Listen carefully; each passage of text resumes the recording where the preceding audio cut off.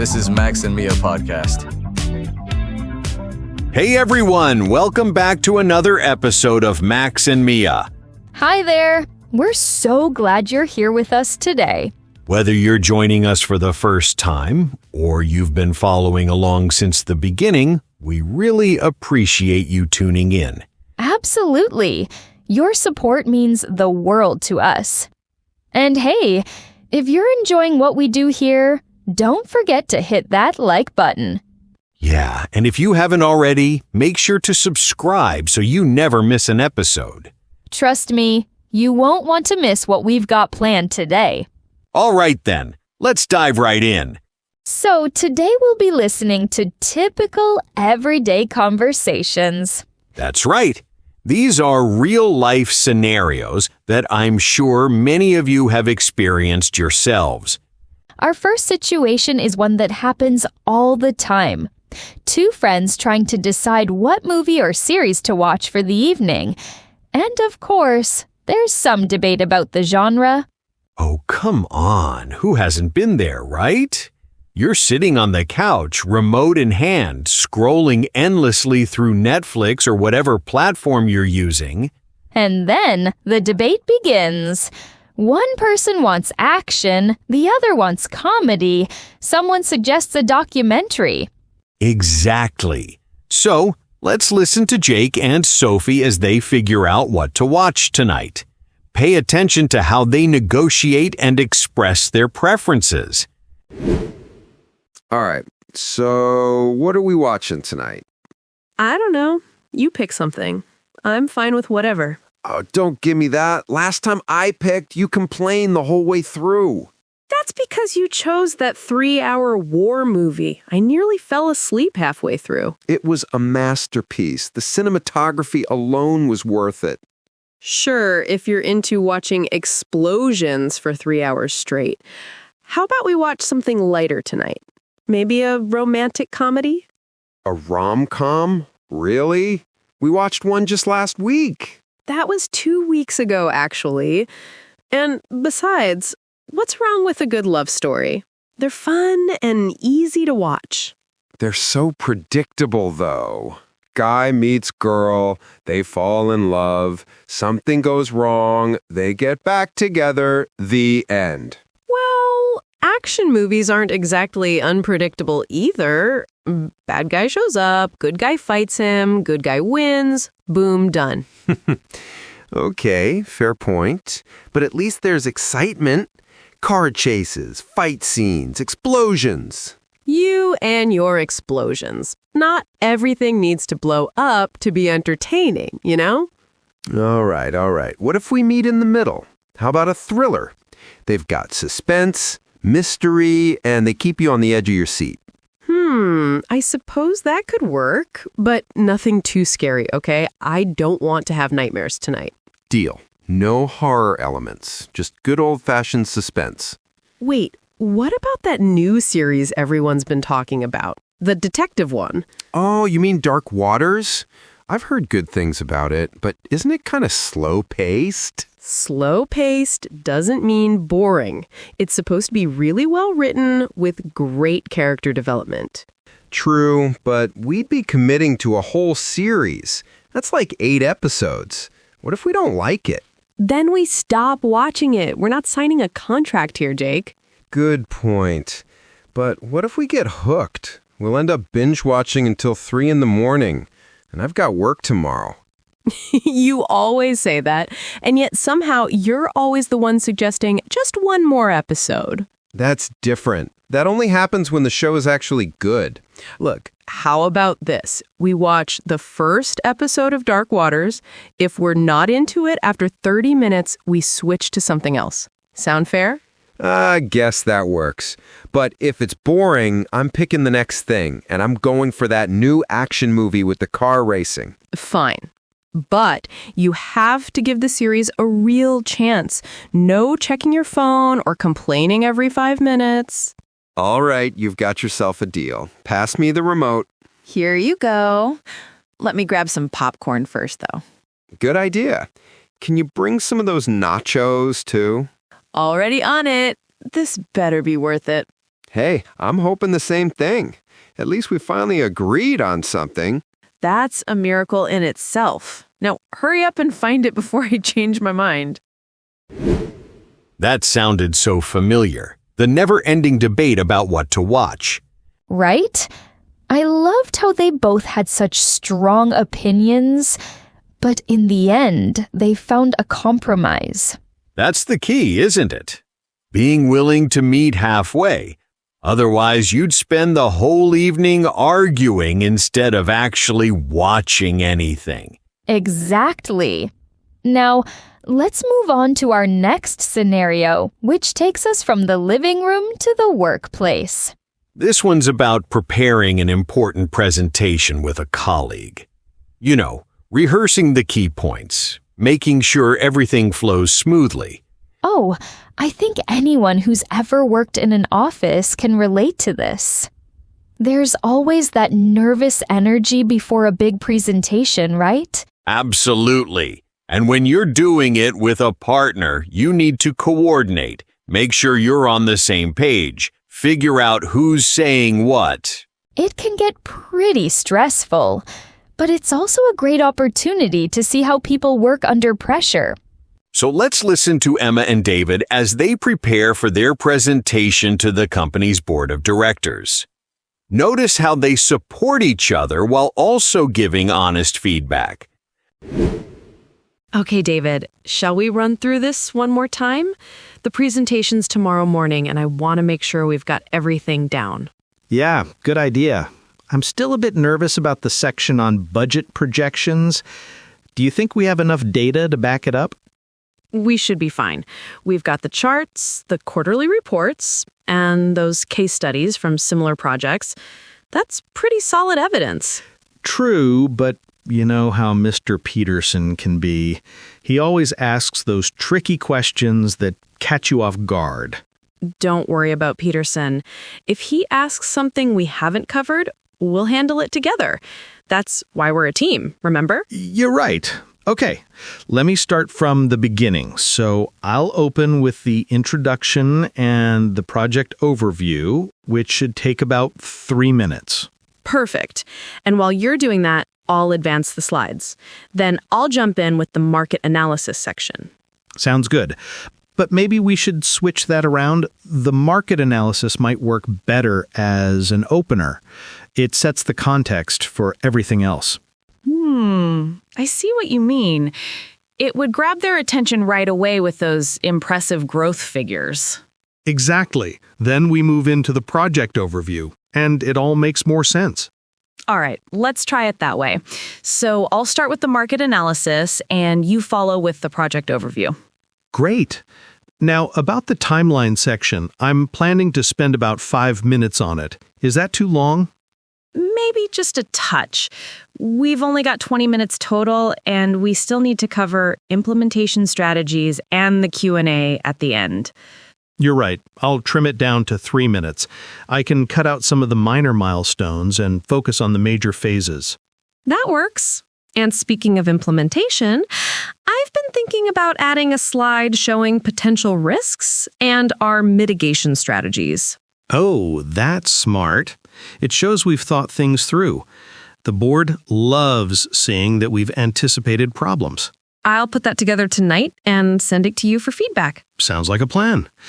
Now let's talk about the delivery itself.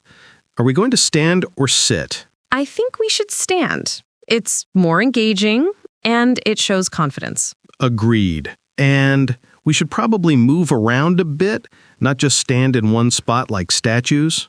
Definitely. Natural movement keeps people's attention. Just don't pace back and forth like you did last time. Hey, I was nervous, okay? But point taken. I'll keep it subtle. Good. And remember to make eye contact with everyone, not just the people who look interested. Right. Even if Mrs. Chen looks like she'd rather be anywhere else, we still engage with her. Exactly. Now, what about the conclusion? Who's handling that? I figured you could wrap it up. You're better at the inspirational stuff. Inspirational stuff? Is that your way of saying I'm dramatic? No, I mean, you're good at ending on a strong note. making people feel excited about the project. Okay, I'll take that as a compliment. I'll emphasize the benefits and the positive impact on the company. Perfect. And I'll be ready to field any technical questions during the Q&A. We make a pretty good team, don't we?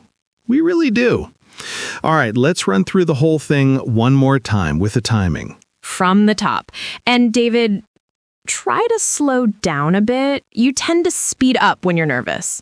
I know. I'll watch my pace. Ready when you are. Let's do this.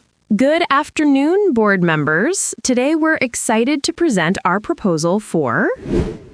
Now that's what I call teamwork. Did you notice how they were constantly giving each other feedback? Yeah, and they weren't afraid to suggest changes either. That's really important when you're collaborating on something this crucial. I also liked how Emma reminded David about his pacing. Sometimes we need that outside perspective to catch our own habits. Totally. And they kept encouraging each other, which is essential when nerves start kicking in. Speaking of nerves, our next scenario is something that brings both excitement and a bit of stress. Planning a weekend trip. Oh, this is a good one. Who here hasn't spent hours trying to coordinate a trip with friends, figuring out transportation, finding accommodation that fits everyone's budget? It can turn into quite the project. And there's always that one friend who wants the luxury hotel while another wants to camp to save money. So true. The key is finding that balance between comfort and cost, adventure and practicality. Let's listen to Rachel and Tom as they plan their weekend getaway. They've got to sort out how they're getting there and where they're staying. Let's see how they tackle it. So, I've been looking at options for our weekend trip, and I think we should seriously consider the mountains. The weather's supposed to be perfect this time of year. The mountains sound great. How far is it from here? About 4 hours by car, or we could take the train, which is around 5 hours, but way more relaxing. What do you think would be better? I mean, if we drive, we'd have more flexibility once we're there. That's true. We could explore different towns, stop wherever we want. But then again, gas prices are pretty high right now, plus parking fees. Good point. What about splitting the cost? If we both chip in for gas, it might not be so bad. Yeah, we could do that. Although, I have to admit, the idea of not having to drive sounds pretty appealing. We could just sit back, enjoy the scenery, maybe read or listen to music. You know what?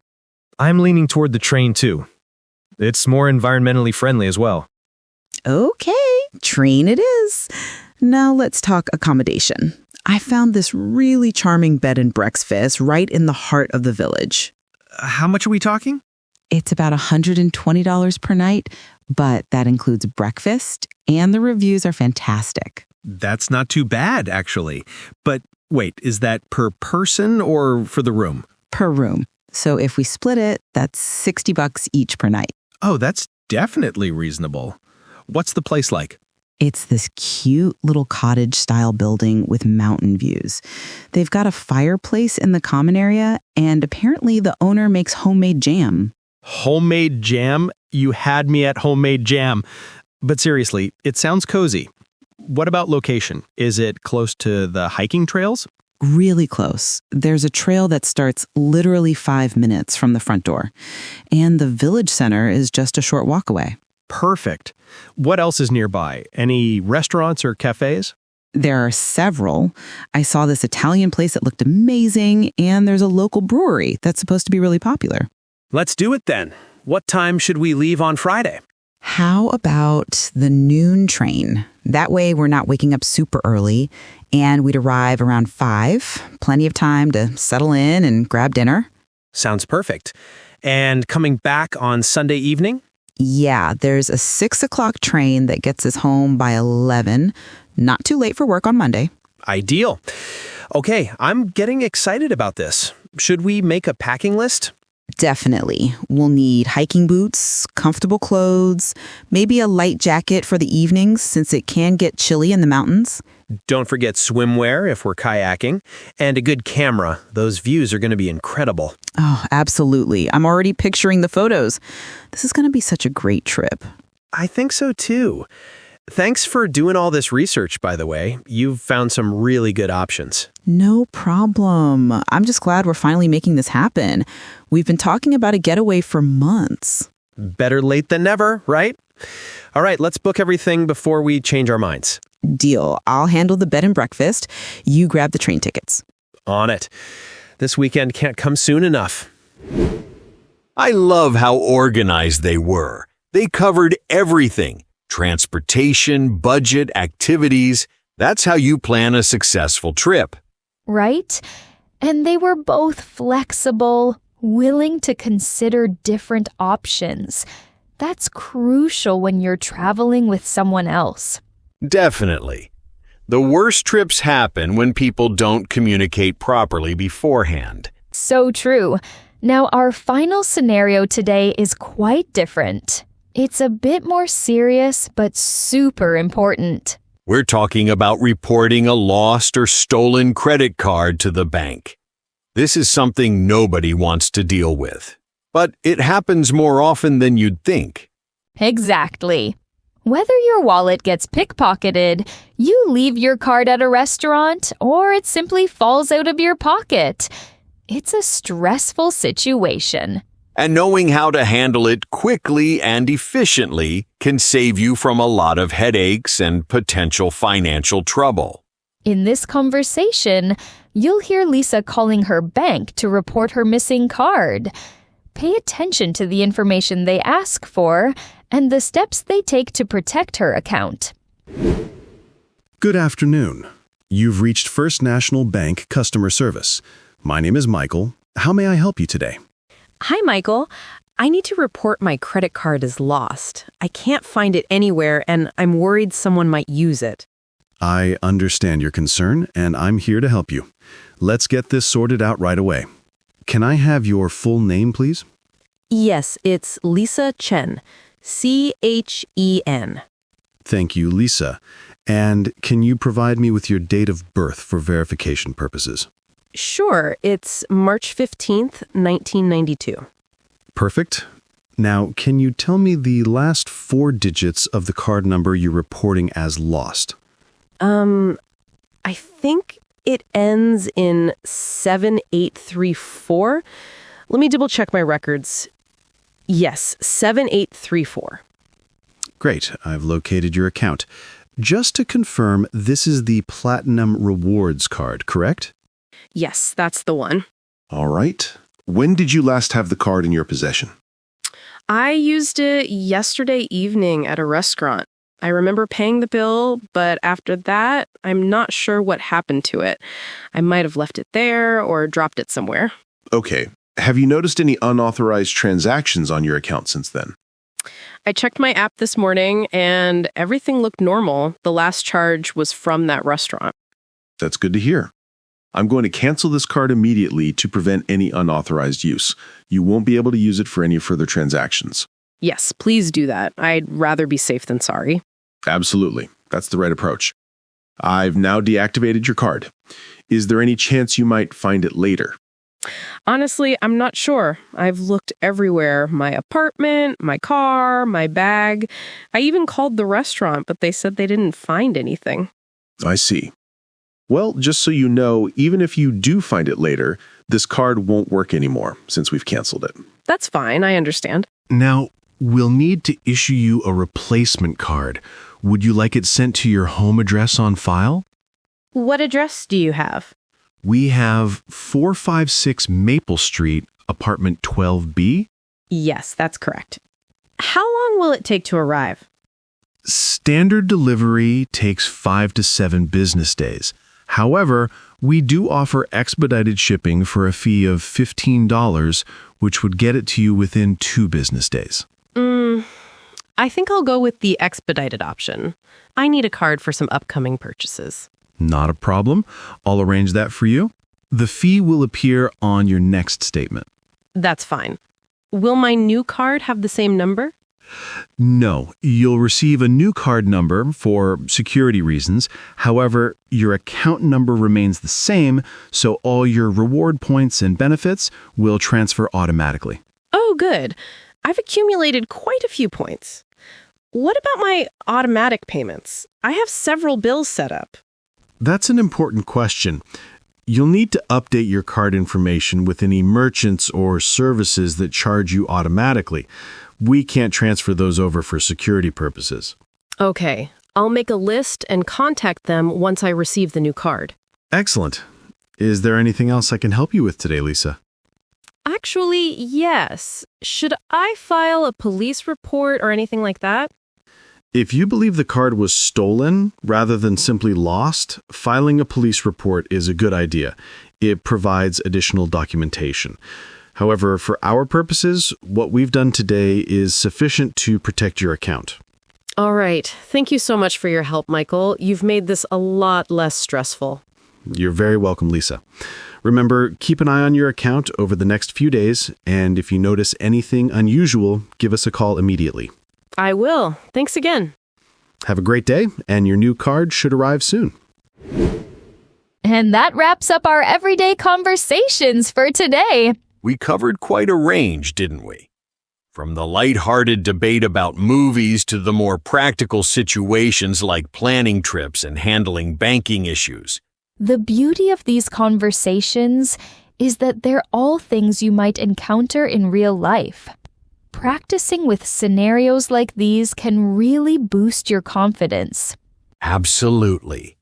Whether you're socializing with friends, working with colleagues, or dealing with customer service, these communication skills are essential. We hope you picked up some useful phrases and expressions today.